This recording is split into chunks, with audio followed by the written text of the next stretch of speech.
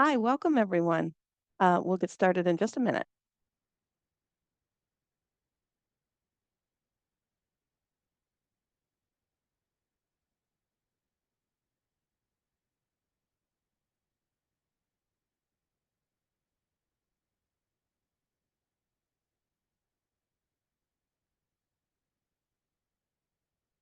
Welcome everyone. My name is Sarah Carr, and I'm Chief Knowledge Broker for Octo, Open Communications for the Ocean. And I'm very glad to welcome all of you here today for today's webinar on Cerulean, detecting oil pollution throughout the global ocean. We're very pleased to have with us today from SkyTruth, Shyla Huck, Chris Morrow, Eric Teller, and Jonna Raphael be presenting on Cerulean. We'll let them have the bulk of the time here, but before we get started, I just wanted to let everybody know a couple of things. There'll be a formal presentation, and then we'll do a live question and answer.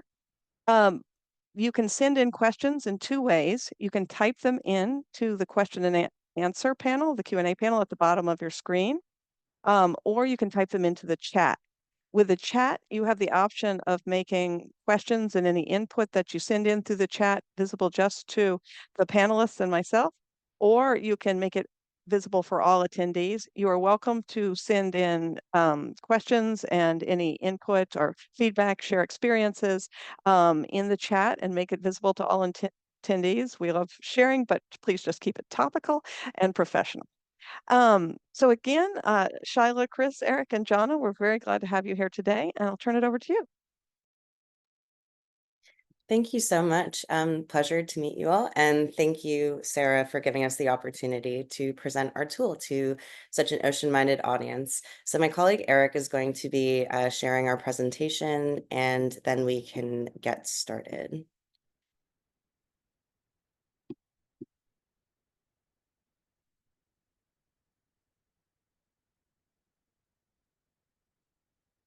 Thank you so much. Okay, so appreciate everyone taking the time. Welcome to our webinar on Cerulean, which is our oil slick detection platform. If you can move it to the next slide, that would be great. Thank you. So Sarah already kind of mentioned that there are two portions of this webinar, but to break it down a little bit further, we are going to be sharing a little bit about who SkyTruth is, which particular ocean issue Cerulean is tracking. Then my colleagues Chris and Jonna will be sharing a live product demonstration, sharing a couple of different scenarios, and then Eric will share a couple of examples of how partners have successfully used Cerulean data to make future progress on conservation. And then we will go into the Q&A. So as Sarah mentioned, please drop them in the chat. And I noticed that someone did already introduce themselves. Thank you very much. If anyone else is interested, we'd love to see and hear who's joining in from where. Next slide, please. Thank you. So SkyTruth is a conservation technology nonprofit that utilizes satellite imagery, machine learning, and big data to make hidden environmental problems visible, measurable, and actionable. For us, our vision is that everyone around the world can enjoy a healthy environment and sustainable livelihoods because transparency is the norm. Polluters know that they will be seen, and caught industries are cleaning up their practices, and governments are actually vigorously enforcing environmental pollution protection. So what we do is that we build free, open source, and globally accessible tools to help those that are looking to protect our planet's biodiversity, to help visualize environmental issues. So Cerulean is one of those tools. And if we could go to the next slide, Cerulean in particular is a tool that helps us visualize and map out issues of chronic oil pollution. So chronic oil pollution, which are smaller scale oil spills that might not constitute an immediate environmental disaster, like if you think of the Deepwater Horizon spill, they can compound, becoming a real threat to marine life as well as to coastal communities who might rely on the ocean for subsistence, for their livelihoods, or for a spiritual relationship with the water. So we've been running our initial oil slick detection model since 2020, and over the past 2 years, we've mapped thousands of oil slicks all over the world. Based on the data that we've analyzed— I'm sorry to interrupt. Can you slow down just a hair? Oh, absolutely. Thank you. So based on the data that we have analyzed, we estimate that almost 2 million barrels of oil is discharged every year by ships at sea. This is a practice that's been going on for almost 50 years, but it's still happening every day throughout the oceans. Many oil platforms discharge oily drilling fluids and produce water. Vessels will continue to dump improperly treated oily bilge, like the image on the left, and tank washing wastes into the sea, a practice that has been illegal under international law for 50 years. For those of you that are studying the impacts of maritime activity on ocean biodiversity, this is an issue that you're definitely going to want to be paying attention to, and we sincerely hope that Cerulean can be a tool that helps you do just that. So thank you again, Sarah, and I'm going to pass it on to Chris and Jonna to go through the live demo. Great. Thank you, Shai. Hi, all. I am Chris Moreau, Principal Product Manager at SkyTruth, and I'm here with my colleague, Jonna. Jonna, if you want to introduce yourself. Nice to meet everyone. I'm a machine learning specialist at SkyTruth and happy to participate in this demo with you. Great. So we're going to provide a product demo live with you today on how to use Cerulean and a bit about how to investigate slicks that appear on here for yourself. So I'll start with how we got here. Cerulean was created after our founder, John Amos, realized that satellite data that was being used by oil drilling exploration companies could also be used for the environmental movement to shine a light on marine oil pollution. And so we want Cerulean to help make ocean pollution measurable and actionable. This platform is our first way to start with that. And we've built it by speaking to many prospective users, I think some of which have joined us today in the audience, and we're always looking for new suggestions. So we're sharing today, we're excited to share where we are and continuing to improve. So Jonna has opened here the default view when you first open up Cerulean. All of the orange dots you're seeing on the map are oil slicks that our model has detected. So you get a sense of global hotspots from this first view. You can start to navigate by zooming in, scrolling around. You can also see that there's a search bar in the top right for countries or a lat long you might be interested in. And then over on the left, we have a filter panel. Here you can filter by date if you're looking for an incident around a certain time range, area, and possible pollution sources. We also have areas of interest. So we're going to start with one of those today in our demo, but you can search looking at marine protected areas, MPAs, as well as a given country's exclusive economic zone. So we're going to start today by taking a closer look at Indonesia's EEZ, zooming into a slick to investigate. And Jonna has just clicked on a given slick he wanted to explore, and you can see that the satellite image from Sentinel-1 appears where that slick was detected. So Jonna, could you help tell us what we're looking at here? Yeah, thank you, Chris. So one of the exciting aspects of this tool is the speed with which you can get into the actual satellite imagery of a given instance of oil in the ocean. And so what you're seeing here is publicly accessible satellite data from the European Space Agency. And it's a special type of data generated from radar called SAR imagery. And we chose SAR because two things really stand out: oil slicks and man-made objects on the ocean. Each of these little white spots is a man-made object. Other things you may see in this picture include land, which is unusual for a map colored in the lighter color. That's because it's quite hard and reflective, and rough. And the ocean, which is a more neutral gray pattern, is picked up by the radar waves, and because the wavelets on the ocean surface are of a similar order of magnitude as the radar signal themselves. It's not true color. It's not three channels, red, green, and blue. It's just one piece of information, which is effectively how reflective is the surface that you're looking at. And hard things are more reflective. And in particular, metal objects, like most ships are made of these days, are highly reflective. And so that's pretty much it. As you see, the oil shows up as a dark stain on the surface because it smooths out a lot of those small wavelets that we talked about. And here's another instance of oil, which is a bit older in time, but if the resolution would load, it shows effectively the same feeling of a darker surface on the ocean. Thanks, Jonna. So what do we know about this particular slick? You've clicked on it and now we see that the sidebar has changed to slick details. That's right. So what over here used to be the filters are now specific details, metadata about this slick. So we know the timestamp of that slick, in particular because it is the same instant that the image was taken, and that's well documented. We also can generate an estimate of the length of the slick, about 40 kilometers in this particular case in the area, based on the pixel analysis, simply doing a 2D projection. So this is about 16 square kilometers. There's some other more useful data here if you're trying to do a programmatic analysis, but that's the primary things that we share. You can also grab the outline of what our machine learning program thought was oil, and you can also show in the background other potential oil slicks historically or in the recent past on the same image even.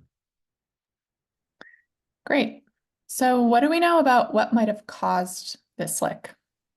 Well, as you might have guessed, if we look down here at the very tip of the slick, we see a bright white man-made object. And so our hypothesis is that this is perhaps a vessel underway.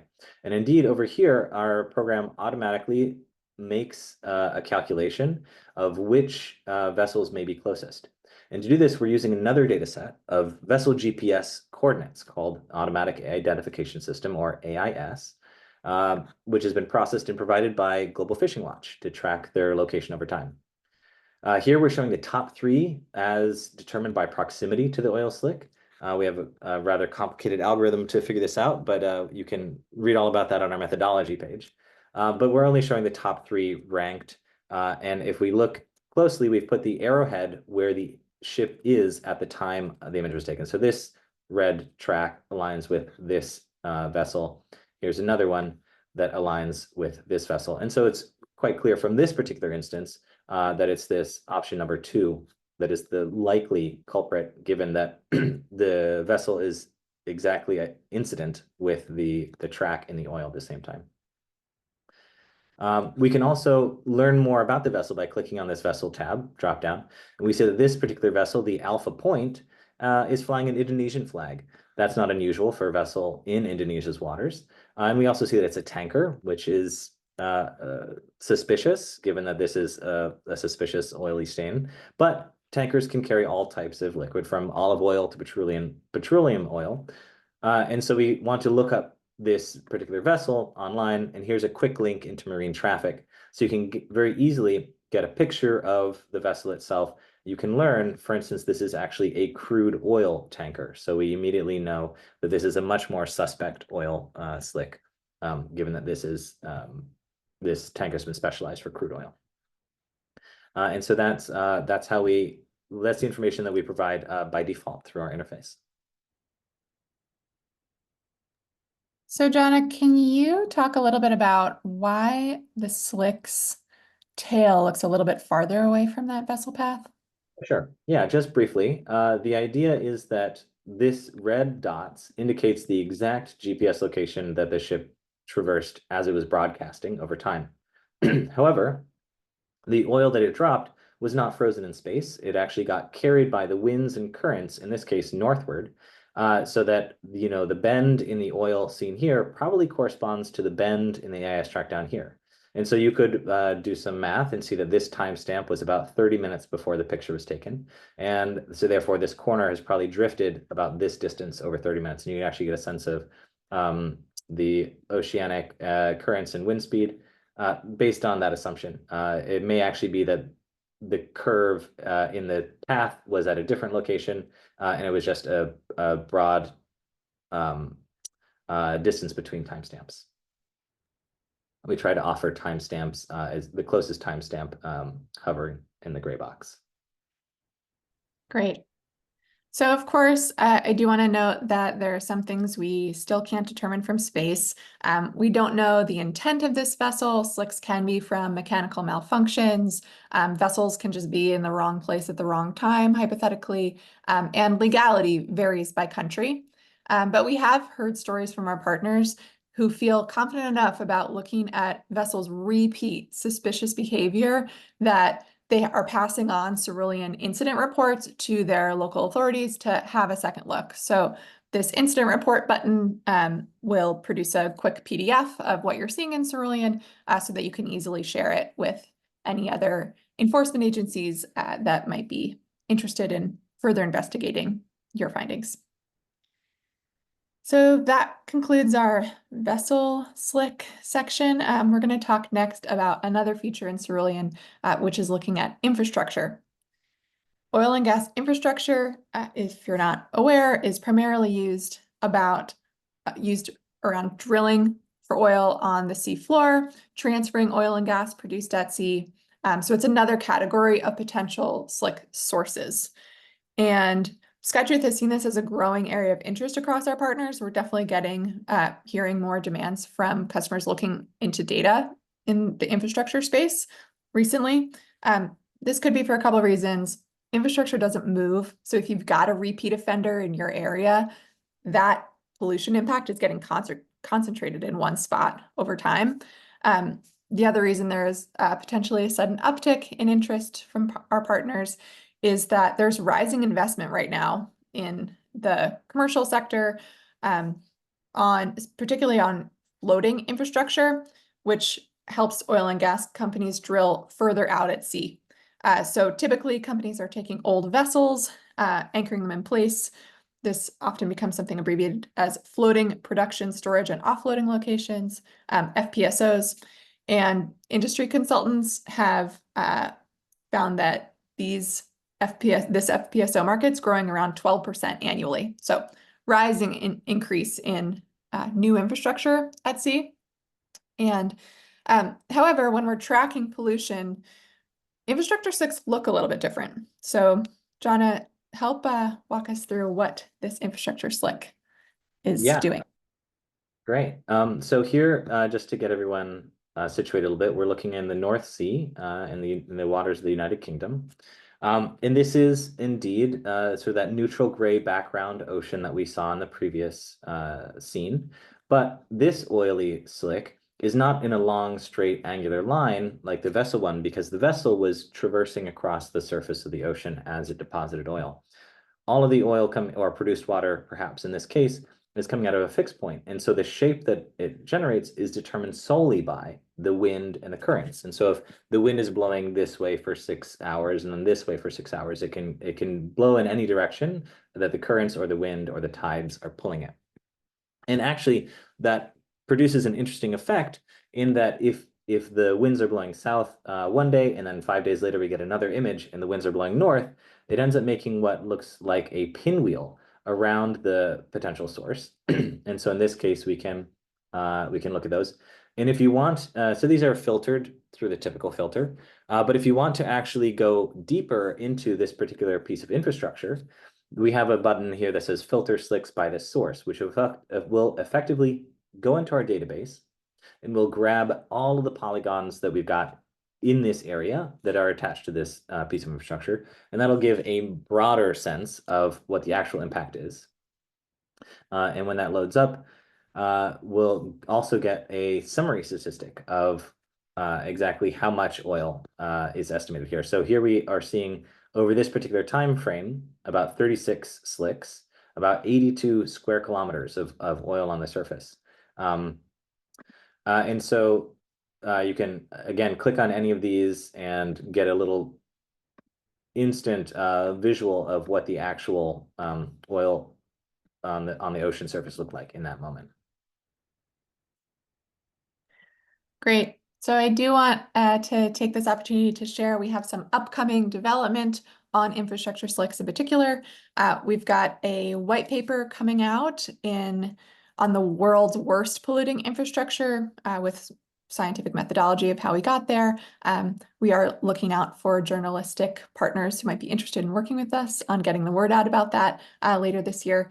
We're also doing a refresh of the algorithm that Cerulean uses to associate a slick with an infrastructure source. That should be live by the end of this year at the latest. We're hoping for the next few weeks. So if you're looking at slicks today, just know we're going to get even better at infrastructure source detection soon. That said, one of the reasons we're refreshing it is because infrastructure slicks are trickier than vessel slicks. It's harder to eliminate false positives. So I'll let Jonna walk us through one reason that might appear. Yeah, so here's a great example of a false positive. You may, and again to situate everyone, we're looking at the Gulf of Mexico for this image. You may come across this image and think, okay, this looks like oil on the water, and I see there's some vessel supposedly nearby, but it's too far away to really identify the source of it. Sorry, it's reloading. There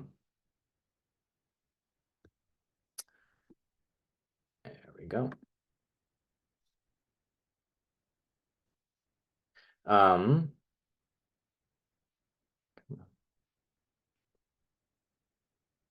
try reloading one more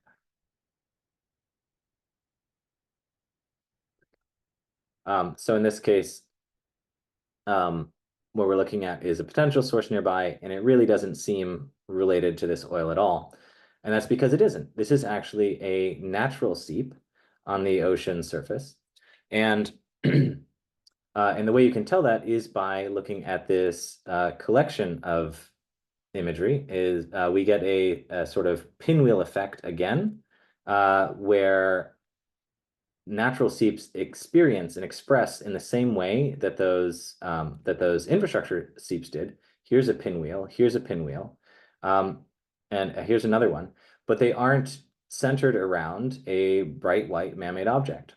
And so that can be quite confusing, especially in the Gulf of Mexico, where there are a large number of natural seeps, and especially because those natural seeps are exactly the thing that the oil and gas industry has used for years to determine where to put oil and gas infrastructure. So here's an example where there's a ton of offshore buildup of infrastructure to extract in off the coast of Merida in Mexico. And here, these are actually a natural seep coming up from the ocean floor and spreading this way. And these just nearby might actually be man-made anthropogenic oil coming from this piece of infrastructure or this structure here. They're both going in the same direction because, once again, they're fixed source, which means that their only movement, the only shape is determined by the local currents and tides and winds. So that's why when you're looking at this sort of data, it's important to keep a good sense of curiosity about looking at the data itself, rather than just making an assumption that a given amount of polygon is all attributable to a single source. So in this case, you might imagine that only this smaller portion is attributable to a man-made source, and this larger portion might actually be a natural seep. Right. So this does take some hands-on investigation to build your confidence and certainty in what's going on with a certain slick. That said, we do offer the ability to help you review slicks if you've got a question about one. So to ask for help, you're going to want to copy the URL of what you're looking at and then go into Give Feedback to Cerulean button in the bottom right. Here you land on our Help Center, and you can send us a request for a manual review of a slick that you are checking out and might want a second set of eyes on. So we do provide subject matter expertise for that. With that, we welcome any other ideas or feedback or suggestions you might have through that same feedback channel. You can also email us at hello@skytruth.org. For any researchers or journalists in the audience today, our subject matter expertise on marine oil pollution is readily available for publications, and we'll happily work with you to get the data you might need. And last but not least, we also have an API for any tech savvy researchers out there. So I will share in the chat the developer guide that Jana is sharing right now. It is here. And yeah, last but not least, we can also provide Cerulean training sessions for teams. If you're a nonprofit, want your whole team to understand how to use Cerulean confidently, we are happy to set up a lunch and learn kind of session. And with that, I will hand it over to my colleague Eric, and we'll regroup for questions at the end. Thanks. Thank you, Chris and Jana, for that fantastic demo. I've seen a lot of demonstrations of Cerulean, but feels like every time I notice something new that could potentially be done with it, and it's just very exciting. So I am Eric Teller. I'm SkyTruth's program strategy analyst, which essentially means that my job is to help connect the tools and products that people like Jana build and get them in the hands of folks who are going to use them to do some good, whether they be part of the environmental movement, journalists, or government agencies. So I just want to share a few examples of things that SkyTruth has done with Cerulean recently. So I'm going to share my screen and give a little bit of a demonstration, probably less exciting for the tech people, but just some information about what can be done with Cerulean when it's combined with dedicated advocacy and expertise. So like I mentioned, we work with a wide variety of stakeholders in the environmental movement, from advocacy organizations who want to illustrate the damages posed by offshore oil and gas, to journalists who are looking to investigate a particular case, and government agencies and coastal communities who want to actually enforce policies against bilge dumping and other forms of chronic oil pollution, but maybe didn't have the data to do so previously. So for one example, SkyTruth has been working with Oceana UK for several years to help them demonstrate the incidence of oil slicks in the North Sea off the coast of Scotland from old and leaking oil infrastructure in the UK. They reached out to us a couple of years ago, and our data has been in reports and policy papers with them. But this year, we collaborated with them to produce a short documentary film. And for this film, our CEO, John Amos, was interviewed describing the findings of Cerulean and their implications. I just want to share a brief 1-minute clip with you all.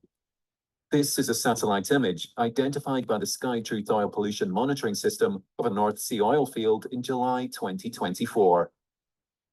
This line of bright spots, they're very likely oil platforms. And 3 of them at least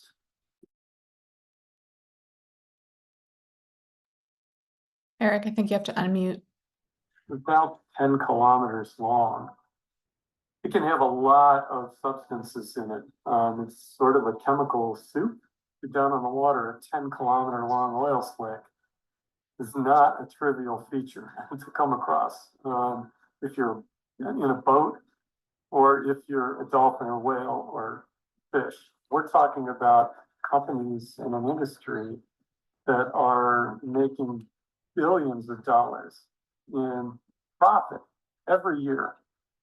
So for me, this continued sloppy operation is inexcusable.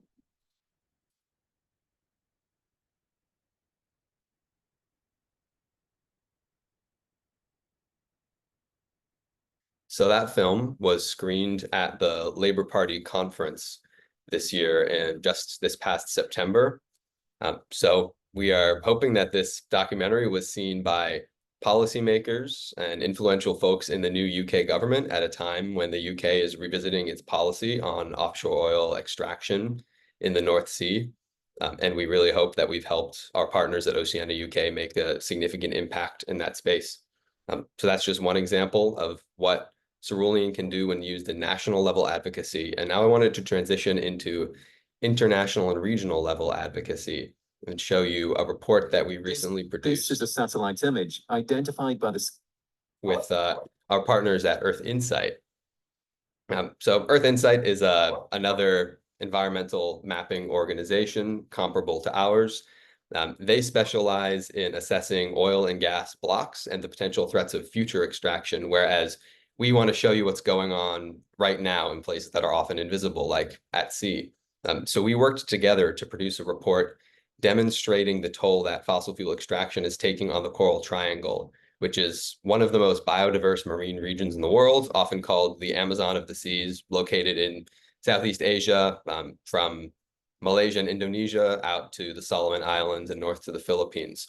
So we combined Cerulean's oil slick data with oil and gas block data gathered by Earth Insight and publicly available data on habitats and marine protected areas to produce a report with a lot of visuals and graphics, with the intention of giving local advocates the tools that they need to make a cogent and compelling case against fossil fuel development in the region. Now, we launched this report in collaboration with the Center for Energy, Ecology, and Development in the Philippines at COP16 in Colombia just a week ago. We were very excited about the reception and about this major global forum as an opportunity to highlight the impacts of oil and gas. And I just wanted to share a graphic from the report. I know this looks very complicated in context, but there is a lot of information here that can be used by advocates on the ground to help advocate against fossil fuel exploration. So there's a brief summary of the situation in every country here. And you can see in yellow, SkyTruth oil slick data is highlighted, and especially in the shipping lanes around Sumatra, Western Malaysia, and Singapore, there's a very significant burden from oil slicks, mostly emitted by vessels transiting the area, often fossil fuel tankers. This, according to Cerulean data, is actually the largest hotspot of chronic oil pollution in the world. So there's a significant irony here that the most biodiverse place in the ocean is also the place most threatened by the shipping and fossil fuel industries in terms of chronic marine oil pollution. We think this is a really powerful way to demonstrate that, especially showing here the context of oil and gas blocks that are threatening to increase the total burden of extraction in this area. We really see this as an opportunity to help advocates demonstrate that not only is there the climate case against fossil fuel development that we're all familiar with, but that this is in fact an issue with significant local implications on biodiversity, community health, and local economies. So we're very happy to have had the opportunity to work with Earth Insight to launch this report on the global stage of a major UN biodiversity conference and really help advocates in Southeast Asia demonstrate the potential harms implied by further fossil fuel extraction in this sensitive region. And now I want to transition to sharing a different type of investigation that we've worked on. So we just talked about national level advocacy and regional advocacy. This is a story posed to us by Source Material, a small UK-based investigative journalism outfit who reached out to us earlier this year with the interest in exposing the activity of the so-called shadow fleet at sea. These are vessels that have often unclear ownership structures, unclear insurance coverage, and may be engaged in illicit activity. So you've seen what we can do with regional level pollution data. This is a story about just a few vessels. They sent us a list of about a dozen that they were interested in. There are a lot more vessels than this engaged in illicit activity at sea, frankly, but they had about a dozen in which they were interested. We looked into the paths of each of these vessels, and the goal was to look at vessels that may have been involved in the illicit transportation of Russian crude oil with the intention to evade sanctions. We wanted to see if they were also involved in oil slicks at sea. And this was a little bit difficult because Jana just talked to you about AIS tracking and how that's the primary method of identifying oil slick sources in Cerulean.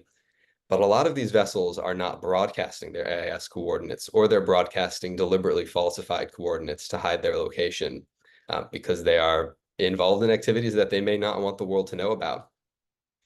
We do have an expert analyst in our team who specializes in this kind of investigation. So he looked at the data from the dozen ships that they showed us and found that several of them were in fact involved in oil slicks. And on the right panel, you can see an example of this, a slick that was emitted by a vessel in the Adriatic Sea in the process of transporting illegal Russian crude oil to evade sanctions based on the war in Ukraine. we're very excited about this investigation, and we were very happy to see that the EU branch of Politico was interested in publishing it through their Brussels bureau. It got a lot of media attention and ultimately brought a lot of interest to the issue of chronic oil pollution when it was published just a year or two ago. And why is this important?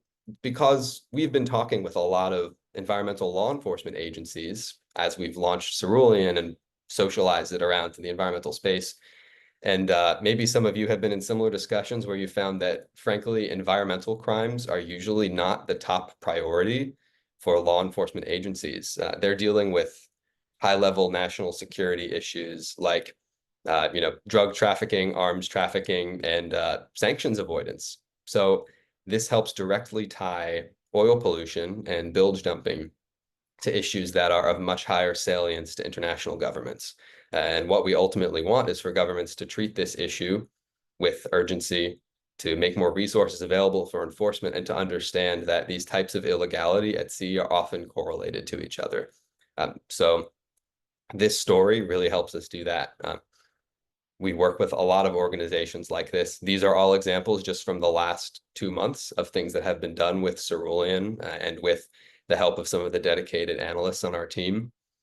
If you have a story that you are interested in telling that you think could be similarly impactful, please reach out to us. We'd be happy to help set up a chat with some of our team and see what we can do with you. So thank you very much. And with that, I'd like to devote some time to answering some of the questions that are coming into the chat. Hey, thank you all. Thank you very much, Shyla, Chris, Eric, and Jonna. And kudos on the format for showing Cerulean. It's really interesting. I like the question and demonstration. And this is amazing work. Like it's really exciting and at the forefront of observation and what we can do with it. We have several questions right now. A lot have been answered already by the SkyTruth team in the chat and the Q&A. And we have some questions we'll start with, but if you have additional questions for all of you who are participating, go ahead and put them in the Q&A or the chat, and we'll see if we can get to them. Okay, so a question that came in early on in the webinar: is it possible to use Cerulean's methods to detect oil spills on dates out of Cerulean's time range? Yes. I'll take this if you don't mind. So the dates that you'll currently see if you log into the cerulean.skytruth.org are limited to the amount of backlog, the archive of the Sentinel-1 data that we have processed currently. I think at this time it stands around 18, 19, or 20 months of data, of satellite data that we processed, but we have plans to push that further and further back in time. We have access to data as early as 2014, but not earlier through the particular satellite system that we use for this data pipeline. Our goal is sometime in the next year or so to prioritize that archival work, run a backlog so that you can have a sort of longitudinal study of impacts on oceans and how that's changed over time. Unfortunately, until then, you're limited to starting approximately June of last year going forward. And we'll try to push that forward incrementally so you don't have to wait for one big data drop. Okay, thank you, Jonna. Okay, another question that came in. The Canadian and U.S. governments collaborate through the iStop program to enhance marine oil spill detection and monitoring capabilities. However, we occasionally encounter false positives, as various factors can dampen surface roughness and mimic oil slicks. Do you have tools or methodologies to differentiate false positives or to assess the confidence level that a detected slick is indeed oil? Sure, Jonna, maybe we can tag team this one a little. So we do have 2 ways in terms of how can you control the confidence level you're interested in. We call it certainty. Right within the UI of Cerulean, if you go down to the bottom in the filters, there's an advanced section. There you can bump up the certainty level if you want to sort of max out where we're at. Of course, we are still using an automated model, so we are not immune to false positives, as we wanted to share with the natural seep example. Also for API users, they do have the same access. So you could filter with the slicks that you're most interested in via API. John, anything else to share on how Yeah, false positives are handled? I'd like to call out that actually the Canadian and US waters are astoundingly clean in terms of uh, vessel and infrastructure slicks that we've seen compared to other nations. So clearly governments in these places are doing something right. The amount of work and effort in both detection and protection and whistleblowing in these waters has really made some difference. I don't know which aspect of that is the most important. However, with the question of false positives, I encourage you to think of a machine learning model much in the same way as you would imagine a human thinking about the problem. And the human learns over time, it gets better. And so our objective is to eventually create a sort of an expert level analysis. And as you know, I'm sure analysts make mistakes also. False positives are not preventable entirely, but we can make trade-offs. And in one case, we can get rid of false positives, but at the risk of losing more true positives. So things that we may mark as just ocean when in fact it was actually an oil spill.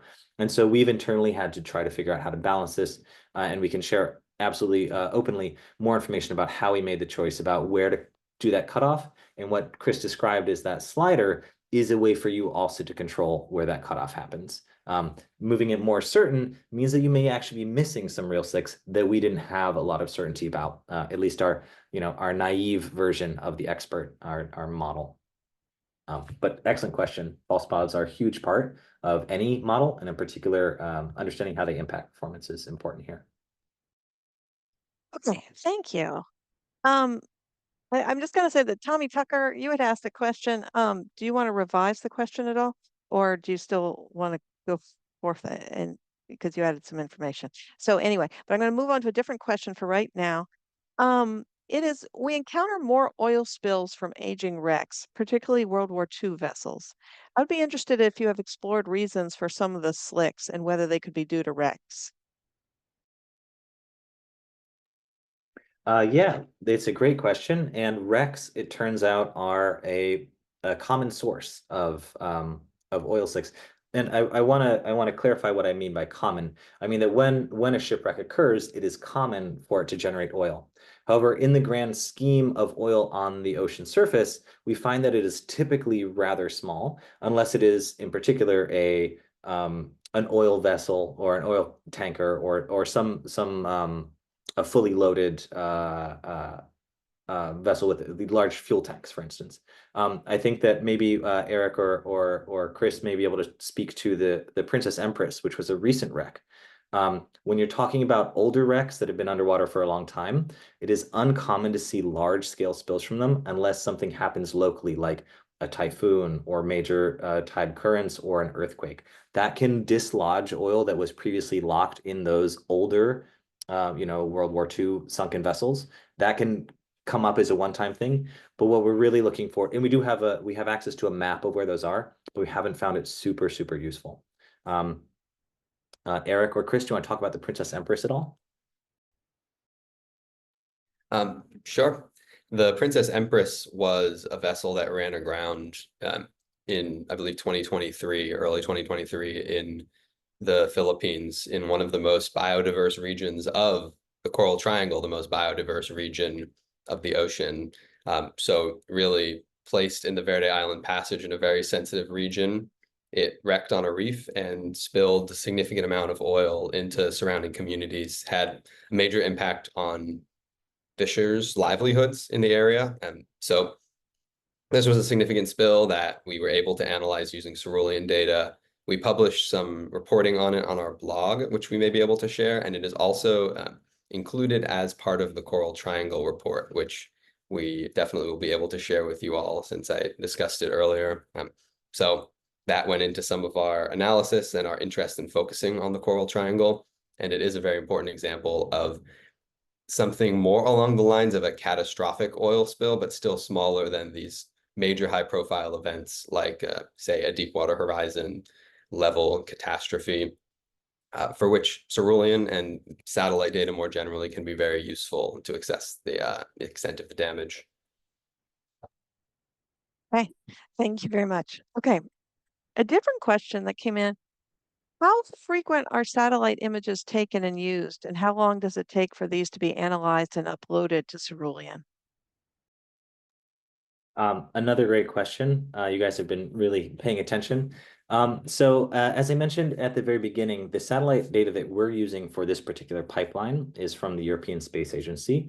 In particular, it's one of their satellite groups called the Sentinel satellites, and it is I think 3 or scheduled to be 4 eventually satellites. And it has been 2 in orbit for maybe almost coming on 10 years now, but one of them recently went out of service. So at this point, there's only one going around the Earth, and there's a second one is going to be launched soon. So those effectively have a limited amount of surface area that they can cover as they go around. The Earth is spinning inside that circle. And so what you end up with is these tiny strips of coverage over and over again as it goes around and around. That means that you have to wait a long time while the Earth turns and while it goes around until it covers that same footprint again. And so we're at this point, our pipeline uses that particular satellite imagery. We're looking at roughly a 6-day return time. So it'll take 6 days. It looks at a spot once, it'll be 6 days again before it comes back to that same spot, looking at it from a slightly different angle. That's not necessarily true near the poles, the North and South Pole, because if you look at my finger, it goes over the North and South Pole every time it goes around. So the closer you get to the poles, the more frequent you have a revisit period. At the equator, it's really hard to get a lot of continuous coverage. You should, on average, imagine about once in 6 days. Somewhere like Norway, you could have several times a day you get imagery. There are ways that we can expand that, and one of them is looking at different satellites that produce the same type of image. That SAR, that synthetic aperture radar imagery, could be applicable to the same pipeline, even perhaps to the same model, but we haven't tested that, and so we're not going to make any promises there. Okay, thank you very much, guys. Let's see, another question. Can Cerulean data be used to identify locations of natural sources of oil and extraction infrastructure? If so, what is the accuracy and precision?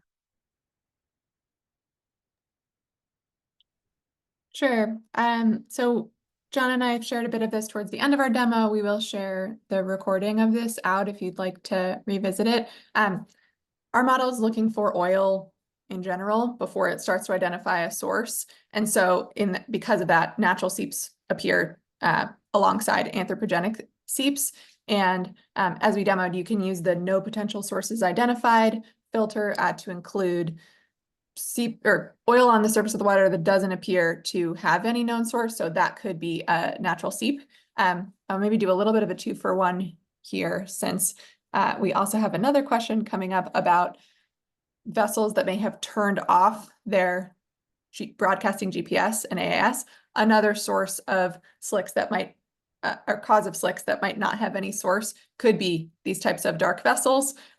So it will take some manual investigation of the images to try and decipher the actual source or most likely source.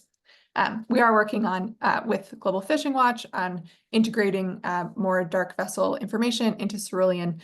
They're working on the same subject as it relates to illegal fishing operations. So that collaboration will hopefully continue to improve how dark vessels are differentiated in Cerulean in the coming year. John, anything else to add on natural seeps or dark vessels? No? Okay. Okay. Did I already ask this? But about, is it possible to download the polygon data within a given EEZ? Yeah, great question. And you should be able to Okay, find good. instructions through our API. We have an upcoming feature shortly that allows you to select any specific area of interest. And I think that will make an EEZ download even easier, but we do give examples, I think, for multiple different EEZs in that API documentation that we shared. That link will Okay. also be included in the email that goes out to all attendees afterwards. Okay, great. Another question, how is Cerulean different from other similar products such as BRNKL? I have to admit, I hadn't heard of, I think it's pronounced barnacle, until the helpful That does person make sense. posted the query. But upon looking it up briefly, it appears to me that barnacle is an IoT solution, which means it's a physical piece of hardware that you install in a boat or perhaps on a boat, the suggested name.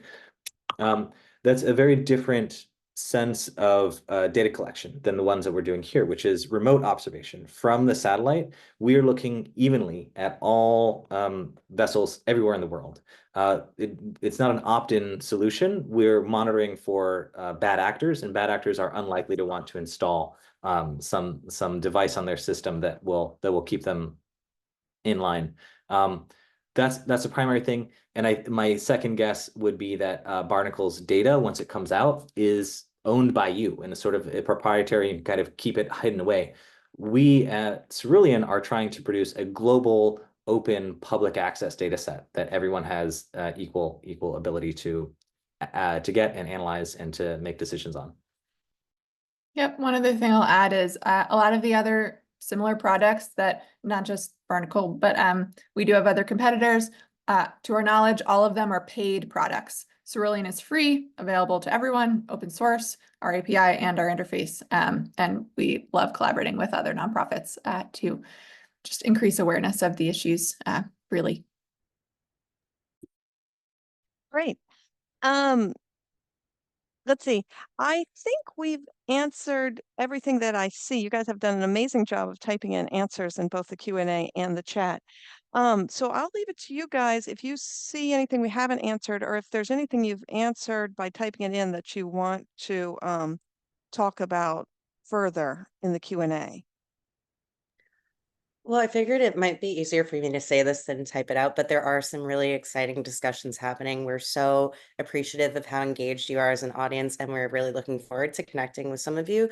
For those of you that have a slightly more meaty question in the chat, we're just going to ask for your email and we will follow up with you. And then I do want to open up this space to the rest of the folks on this webinar. If after this Q&A, there are any kind of last minute takeaways or things that you want folks to bring with them from this particular demo.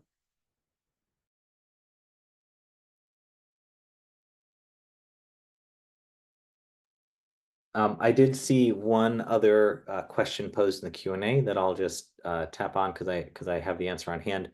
The question was, how frequently are satellite images taken and used? I think we kind of covered that. And how long does it take for these to be analyzed and uploaded to Cerulean? That second part of the question, I don't think we touched on. And to give you a sense, typically our analysis takes a matter of seconds to minutes. So on the order of maybe 5 minutes, you could think. However, getting that image is often a delay. From the satellite spinning around the globe, taking a picture, it could be 90 minutes before it gets back up to the North Pole, where it then downlinks to a data center, which processes that image into actual imagery, uploads that to the cloud. Then we can pull it down from the cloud and start our process. So on average, it's about 4.5, 5 hours before an image is available to us after it was actually taken. That significant delay can cause challenges around instant or sort of on the ground or steel on the water responses, because that 4.5-hour delay is quite difficult. There are some faster, there's a data class that is released faster on the order of 1 to 2 hours. And we also process those at the same time. As soon as it comes available, we process it. It is a live updating database. If you log in and download the data today, it'll be different than if you log in and download the data tomorrow. And so that's try to give you a sense of how quickly and how often we process that data. Okay, fantastic. Let's see, there's some more comments. Let me scan. I Maybe don't see anything. Yeah, go ahead. I was just going to say there might be one question that we answered in writing in the Q&A, but with our last few minutes might be something to share with the group. There's a question around, are there any case studies of Cerulean being used by tourism or the hospitality industry? That has occurred. We do have, in particular, we have a a watchdog named Andrew Dixon. He's got a resort off of Bintan, and we can share it out in our email to all participants. One of his case studies where he's helped spot a slick that was impacting his business and worked on reporting that to the authorities. So we do have individual activists, hotel owners using the product, and it's, yeah, one use case as well. Okay, thank you, Chris. Anything else? There's actually was also some interesting sidebar conversation about wrecks and oil slicks. So if anyone is interested in discussing that further, you might want to get in touch with these guys. All right. Well, if that's all we've got for now, thank you so. Oh, wait. Okay. Let's see. John Amos also noted there's typically a gap of few to several days between repeat overpasses by the Sentinel-1 radar satellite. So what we're detecting with Cerulean is a significant underestimate of the true pollution problem. Yeah. Yeah, go ahead. Oh, I was going to say we also had another question that we had answered via text about whether or not the results were corroborated with on-the-ground verification. And I think maybe this was touched on throughout the presentation, but again, for those gaps and to get the true view of the problem, Cerulean is a part of the solution. And yeah, we're just very excited to be that part of the solution and want to connect and talk with you to make sure we can best help you. So, yeah. I will also say that it's sort of upcoming on our roadmap within the next year. We hope to add a sort of verified slick feature within Cerulean so that there's some kind of flag where if there is a beyond just satellite data confirmation that this is a real slick or it's been through a thorough manual review of the imagery, there's a way to signal that. So we've heard this request before and are doing our best to accelerate our progress towards a solution there. So thank you for the suggestion. Okay. Thank you all. I think Eric dropped off because of tech problems, but thank you guys. This was a fantastic presentation, demonstration, Q&A, and just an amazing tool. So it's going to be fascinating to see where it goes next and who else we can lab for polluting the oceans. So thank you very much, Shyla, Chris, Eric, and Jonna. And thank you to John Amos for getting this all started and answering in the Q&A. We're so glad you were willing to be on. We hope to catch up with your future work. And thank you to everyone who attended. And we hope that you can use Cerulean in your work. And we hope to see you in future webinars. Thank you all. Thank you, Sarah. Take care.